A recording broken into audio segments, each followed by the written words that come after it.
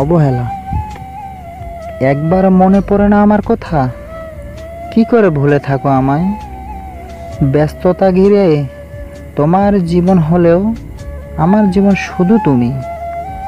হঠাৎ করে আমার জীবনে তোমার আগমন, আর তোমার সব স্মৃতিগুলো আমার জীবনের এক একটির সঙ্গী হয়ে গেছে।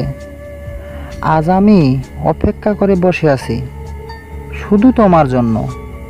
কিন্তু যেদিন ব্যস্ততা শেষে পিছন ফিরে তাকাবে, সেদিন আর খুঁজে পাবে না আমায়।